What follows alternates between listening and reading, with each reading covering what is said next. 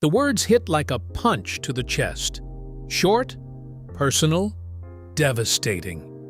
When Reba McEntire posted her tribute to Dolly Parton on August 25, 2026, the world stopped. Not because Reba cried, though she had every right to. Not because she posted photos spanning 40-plus years of friendship, but because buried inside those heartfelt words was something that had never been said out loud before. A confession that confirmed what millions of fans had quietly suspected for years. Reba wrote, "I'll never forget the first time I met you, and I'll never forget our last conversation. I hold it with love in my heart."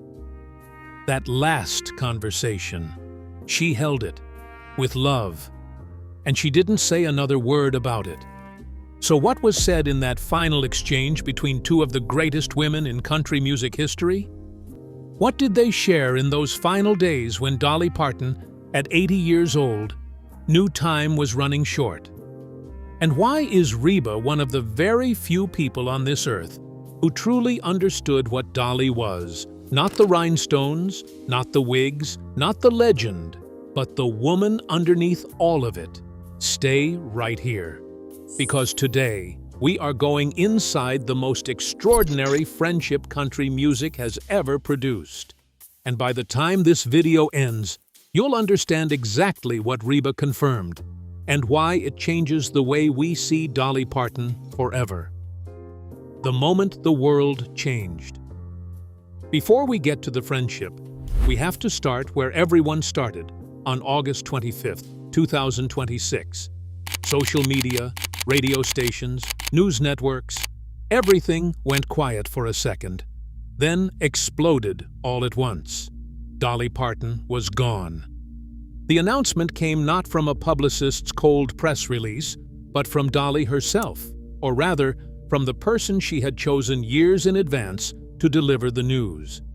Her nephew, Brian Seaver, who had served as her head of security for over 2 decades, appeared in a video on her Instagram account. He was clearly fighting to hold himself together when he said, "This video announcement is something Dolly asked of me years ago, before I fully absorbed it as a future reality." As her head of security for more than 2 decades, a role my father Larry held before me, I have imagined the heaviness of this moment, but haven't truly felt it until now. Think about that for a second. Dolly Parton planned her own death announcement. She sat down, probably with a cup of her own Cup of Ambition coffee brand, probably in those sequins she was known to wear even at home, and told her nephew exactly what to say when she was gone. That is the most Dolly Parton thing that has ever happened. Even in death, she was in control of the story. Even leaving, she made sure the people she left behind weren't blindsided. Dolly died peacefully at Vanderbilt Ingram Cancer Center in Nashville, surrounded by loved ones. She was 80 years old. Her estate confirmed it was a brief battle with cancer, a diagnosis that had come after a chain of losses and health neglect that her closest friends and the world had been watching unfold for over a year. And when the news broke, Reba McEntire, country royalty in her own right, one of Dolly's oldest and dearest friends, sat down and wrote something that cracked open a window into their private world that had never been open before. What Reba actually said, and what it really means. Here's the full weight of what Reba posted on Instagram, paired with photos of the two of them stretching back to the 1980s. "Well, I just got the news that my buddy Dolly passed on to the higher and greater side. Dolly, thank you for all the wonderful things you did for us here on Earth. Your love, your music, and you gave so much with your huge, huge heart. There will never ever be another you. We will remember and cherish every memory and every note you ever played and sang. Thank you, Lord, for Dolly. She's going to have a blast in heaven singing all her favorite songs with all her family and friends who have gone on before her. I'll never forget the first time I met you, and I'll never forget our last conversation. I hold it with love in my heart. I will always love you." Now let's slow down right there, because there is a phrase in that tribute that separates it from every other celebrity tribute posted that day. And there were hundreds of them, from Taylor Swift to Jamie Lee Curtis to Casey Musgraves to President Donald Trump, who ordered American flags to be lowered across the nation in Dolly's honor for a full week. Most of those tributes said, "She was wonderful. She was kind. We loved her." Reba said all of that, but then Reba said something else entirely. She said she would never forget their last conversation, and she said she held it with love in her heart. She didn't share what was said. She didn't post a screenshot. She didn't give the internet a quote to run with. She guarded it, the way you guard something precious, the way you guard something that was meant only for you. So ask yourself, what does the closest friend of the most universally loved woman in country music know that she's choosing not to tell us? And what does the fact that she's choosing not to tell us say about the kind of person Dolly Parton really was? The beginning of everything, 1977. To understand what Reba and Dolly meant to each other, you have to go back to the night it all began. And it almost didn't begin at all. The year was 1977. Reba McEntire was a young woman from Chalky, Oklahoma, fresh-faced and hungry, standing in the wings of the Grand Ole Opry for the very first time in her career. This was her debut, her moment. The Grand Ole Opry is the holy ground of country music. You don't just walk in, you earn it. And on this particular night, Reba had earned 2 songs. Then someone walked into the parking lot. I walked in and they said, "We're going to cut you back to 1 song because Dolly just rolled into the parking lot and we're going to give her one of your songs," Reba recalled in a 2025 interview with WSM Radio. She was telling this story as a fond memory, but stop and sit with it for a moment. One of the biggest nights of Reba McEntire's young career, and they cut her set in half because Dolly Parton showed up. What would you have done in that moment? Be honest. Most of us would have been devastated, maybe even bitter. Reba's response? I said, "Okay, can I meet her?" She didn't get to meet her that night. Dolly walked right past her without an introduction. But Reba, young, starstruck, career on the line. Reba described the moment of seeing Dolly up close for the very first time by saying, "I thought, my gosh, that's probably what an angel looks just like, right there." That is not a line someone rehearses. That is a woman who was genuinely in awe. And that awe never fully left her. The two would go on to meet properly. And what began as hero worship slowly, genuinely grew into one of the most enduring friendships in the music industry. Not the kind of friendship that exists for photo opportunities and awards show red carpets. The real kind. The kind where you use each other's bands in a crisis. The kind where you show up to each other's Broadway shows just because you want to. The kind where 48 years later, you still remember the first time you saw her like it was yesterday. The friendship that shocked everyone, including them. Here is where it gets interesting, and maybe a little surprising. Despite being close friends for over 4 decades, Reba McEntire once admitted on live radio that there were fundamental parts of Dolly Parton's life she had simply never been allowed into. And she was completely at peace with that. When radio host Andy Cohen asked Reba if Dolly was as good a cook as her reputation suggested, Reba answered with perfect honesty, "I don't know. I've never had her food." Never had her food? After 40-plus years of friendship. The 2 most famous women in country music, and Reba McEntire had never sat down for a meal at Dolly Parton's table. But the real revelation: Reba had never met Carl Dean.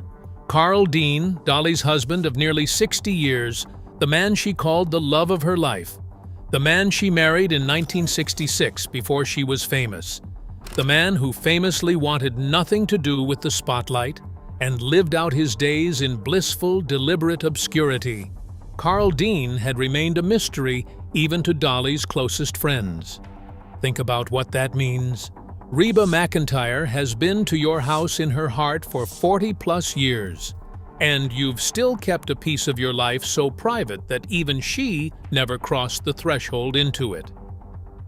Reba also revealed on Watch What Happens Live the one thing that always made communicating with Dolly an adventure. Dolly does not text. Not only that, she doesn't email either. The only way to reach Dolly Parton was by fax. Fax. In a world of instant messaging, group chats, voice notes, and video calls, Dolly Parton held court by fax machine. And somehow, that is the least surprising and most completely, perfectly Dolly thing imaginable. She always did things her way, on her terms, at her speed, even when it came to staying in touch with the people she loved most. The year everything changed, when Dolly showed up for Reba. If you want the moment that best defines what this friendship truly meant, go back to 1991. March 16, 1991. A chartered plane carrying members of Reba McEntire's band and crew crashed into Otay Mountain near San Diego, California. 7 band members, her tour manager, and her hairstylist were killed. 9 people, in an instant, gone. It is widely regarded as the darkest moment of Reba McEntire's career, and one of the most devastating losses in country music history. She was already one of the biggest stars in the genre, and she returned to the stage eventually because she had to, because that is what artists do. But she came back without her band, without the people who had traveled with her, slept in tour buses with her, played behind her every single night. Dolly Parton offered Reba the use of her own band. No press conference, no Instagram announcement, just a friend who heard another friend was hurting and said, "Use what's mine." That kind of friendship doesn't make headlines, not the kind that last. But it leaves a mark on a person that never fades. When Reba spoke about Dolly in 2022 in an interview with Apple Music's Southern Accents Radio, she said, "Dolly is different than anybody I've ever met, whether they're in the business or not. She's so creative, so witty, so spunky, so feisty, and the biggest-hearted person I've ever met in my life. And I've met some big-hearted people. But she's a giver. And I don't know. I'm in awe of Dolly. In awe. Still, after all those years. That is the mark of a woman who never stopped being worthy of the collaboration that made fans lose their minds. Fast forward to 2021, and the moment millions of fans had been waiting for without even knowing they were waiting for it. Dolly Parton announced on Watch What Happens Live with Andy Cohen that she and Reba had gone into the studio together. They had recorded a new version of McEntire's 1993 #1 hit, Does He Love You?, originally recorded with Linda Davis. But this time, Dolly took the other role. The two women who had never quite managed to formally collaborate in the studio, despite their 4-decade friendship, had finally done it. Dolly told Andy Cohen, "We really sounded good together. I've always wanted to sing with her, and don't know why we never did it until now." The music video, which dropped in October 2021, placed McEntire and Parton in a bitter love triangle. 2 women, 1 man, all the drama. And it worked spectacularly. The chemistry between them was undeniable.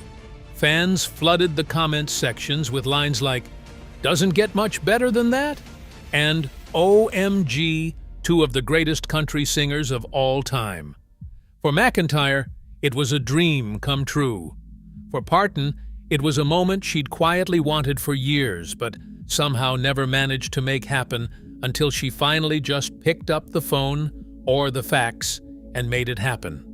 That collaboration wasn't just great music. It was proof that even the most obvious things sometimes take a lifetime to get around to.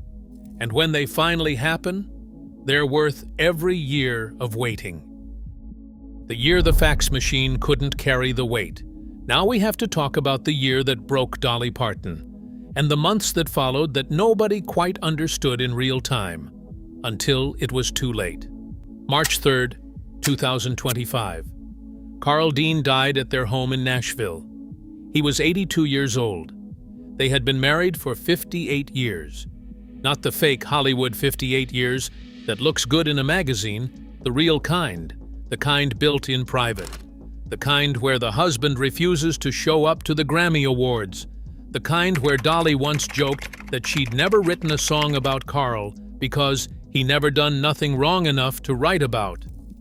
Carl Dean had battled Alzheimer's, hypertension, and heart issues in his final years. Dolly had stepped back from touring in 2023 to be with him, quietly, without announcement, without a farewell tour. She was simply present. For him. In the way that nobody ever tells you love actually looks like. When he died, something in Dolly went quiet. She told Khloe Kardashian on a podcast in July 2025 that she'd barely had time to grieve because she was keeping herself so relentlessly busy. "I can't afford the luxury of getting that emotional right now," she said. "I can't finish it. I will later." She never got to later. What she admitted in October 2025 in an Instagram video she posted because she was tired of the speculation was this: "Back when my husband Carl was very sick, that was for a long time. And then when he passed, I didn't take care of myself. I let a lot of things go that I should have been taking care of." By September 2025, she had already postponed her Las Vegas residency 6 nights that were supposed to run in December, pushing them to September 2026 to address what she called health challenges. By then, the internet was doing what the internet does, and AI-generated images of Dolly on a supposed deathbed were circulating online, with fake photos of Reba McEntire sitting at her bedside in prayer. It was Reba who fired back first. She posted a message slamming the fake photos with characteristic sharp wit. "You tell 'em, Dolly, that AI mess has got us doing all kinds of crazy things. You're out there dying. I'm out here having a baby. Well, both of us know you're too young, and I'm too old for any of that kind of nonsense." And Dolly? In response to the AI images, she posted a video of her own, noting, "If I was really dying, I don't think Reba would be the one at my deathbed," adding that she hoped Reba might come visit her earlier. Even then, even facing what she was facing, she was making jokes, she was protecting her friends, she was Dolly. "I ain't dead yet." And then she was. In October 2025, as the health speculation reached fever pitch, Dolly posted a video that the internet played on repeat. She looked into the camera and said, "Do I look sick to you? I ain't dead yet." She captioned it simply, "I ain't dead yet." And people laughed. They liked the post. They shared it. They sighed with relief. They went back to their lives, reassured that Dolly Parton was still Dolly Parton. Indestructible, irreplaceable, eternal. She wasn't, of course. Nobody is. By early 2026, she made her first major public appearance in months at Dollywood for its 41st season opening. She stood at the podium in her signature blonde bouffant and smiled. She told the crowd, "I've been doing a whole lot of things. I've had a few little health issues, and we're taking good care of them." She told them she had gotten worn down and worn out grieving Carl. She said, "I just got myself kind of where I needed to build myself back up spiritually, emotionally, and physically. But all is good. It didn't slow me down." She was back, or she was trying to be. In the months that followed, she was working. A Nashville museum and hotel in development. A deal with Purina for dog treats. Her Cup of Ambition coffee brand. A Broadway musical about her life scheduled to open on January 19th, 2027, what would have been her 81st birthday. She was also dealing with treatments at Vanderbilt Ingram Cancer Center, quietly. The way she dealt with everything personal, quietly, fiercely, and on her own terms.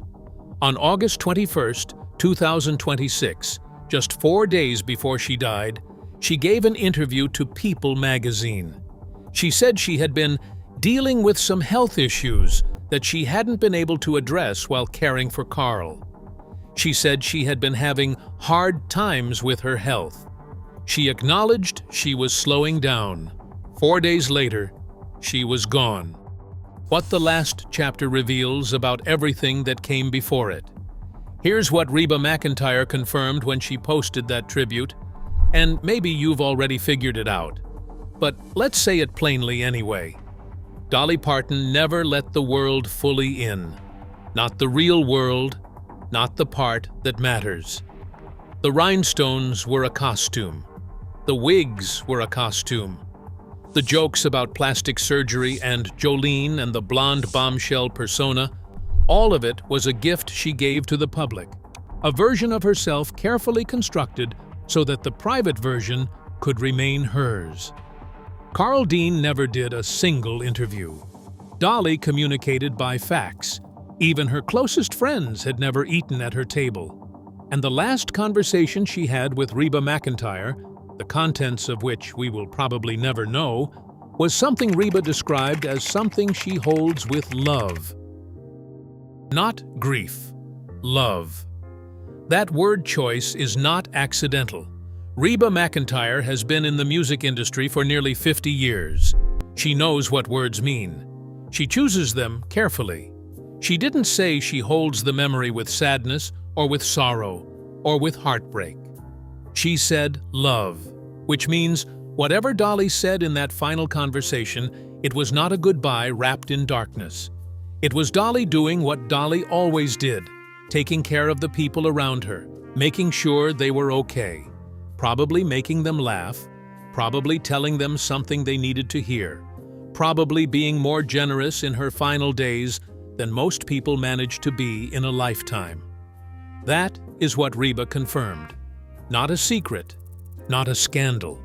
Something harder to find and rarer than either.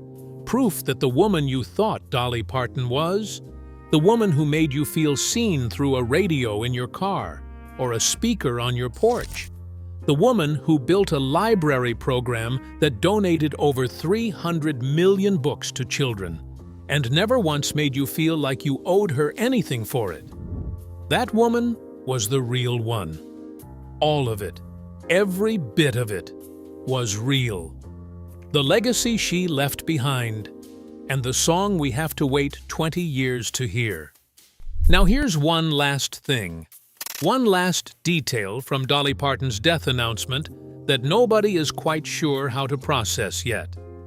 Dolly left behind what her team is calling a project roadmap, a plan for decades of future work, including a final song that has already been recorded and sealed. It will be released in 2046, 20 years from now. She planned it that way. She knew she was leaving, and she made sure she'd still be here 20 years from now in the only way that ever really worked for her, through music. Somewhere in a vault, Dolly Parton's voice is waiting. Patient, warm, probably a little funny, definitely something that will make you cry the moment you hear it. And somewhere in Nashville, Reba McEntire is holding a last conversation in her heart like a letter she'll never stop reading. The women who changed everything. Comment below and tell us which Dolly Parton song means the most to you personally. Is it Jolene, I Will Always Love You, 9 to 5? Or is it something smaller, something from a B-side or a record that didn't get the airplay it deserved? Tell us in the comments, because this is not just a video, it's a record of what she meant to people like you and me. And while you're thinking about that, let's say out loud what the numbers alone can't capture. Dolly Parton sold more than 160 million albums. She won 11 Grammy Awards. She was inducted into the Rock and Roll Hall of Fame after initially declining the nomination because she didn't think she was a rock and roll artist, only accepting when the hall refused to take no for an answer. Her Imagination Library program donated over 300 million books to children. She helped fund the Moderna COVID-19 vaccine research quietly, without fanfare, without a press conference, and then made sure she got the vaccine publicly so that people who were hesitant would see that she wasn't above it. She appeared in films alongside Sally Field, Lily Tomlin, and Shirley MacLaine. She guest-starred in an episode of Reba's own sitcom in 2005. She co-hosted the CMA Awards in 2019 alongside Reba McEntire and Carrie Underwood. She appeared in commercials, on Broadway, in books, in rhinestones, in sequins, and in the most complete, deliberate, uncompromising version of herself that has ever existed in popular culture. And then, one morning in August, she was gone. American flags came down across the country. Tennessee Governor Bill Lee had already declared January 19th as Dolly Parton Day earlier in 2026 in honor of her 80th birthday. The Broadway musical that bears her name will open on January 19th, 2027, her 81st birthday, the birthday she never reached. Sally Field, who played her Steel Magnolias co-star, wrote, "If there are truly angels on earth, then we have just lost one." Jamie Lee Curtis, who once said the rule is don't meet your heroes, posted a photo of herself with Dolly and wrote simply, "They were wrong about her." And Reba McEntire, the woman who lost a song to Dolly at the Grand Ole Opry in 1977, who borrowed her band in the darkest year of her career, who finally got to record a duet with her idol in 2021, who fought back against AI deathbed images with a fax machine joke that would have made Dolly cackle, posted photos, and said she would never forget their last conversation and that she holds it with love. The question she left open. There is one more thing worth sitting with before we go. When Dolly posted that Instagram video in October 2025, looking into the camera and asking the world, "Do I look sick to you?" What do you think she actually felt in that moment? Was she performing bravery because that was what she'd always done? Or had she genuinely made peace with whatever was coming? In the quiet way she made peace with everything that mattered to her? We can't know. Reba knows. Brian Seaver probably knows. The family at Vanderbilt Ingram in those final days knows. The rest of us get the music. We get I Will Always Love You, which she wrote about leaving a professional relationship and which Whitney Houston turned into the most iconic love song of the 1990s, which Dolly received enormous royalties from and said made her more money than I ever thought I could make. We get Jolene, which has been covered by more artists than almost any song in history. We get 9 to 5, still one of the most subversive, perfectly crafted pieces of pop music ever written about labor, gender, and the daily indignities of working life. We get a song that is locked away in a vault until 2046. And we get the knowledge, confirmed by the woman who loved her longest and most fiercely, that whatever Dolly Parton said at the end, it was full of love. It was exactly who she was. It was the real her. That was never a question, but it's good to hear it said out loud. If this video moved you, if Dolly Parton's music or her story has ever meant something real to you, hit the like button, leave a comment, and share this with someone who loved her too. Subscribe if you're new here, because we're going to keep telling the stories that matter, the ones that get to the truth underneath the legend. Dolly Parton is gone, but she planned her own announcement, left a song for 2046, built a Broadway musical for a birthday she'd never see, and made sure her best friend knew exactly how loved she was. That is not a woman who left quietly. That is a woman who left on her terms. She always did.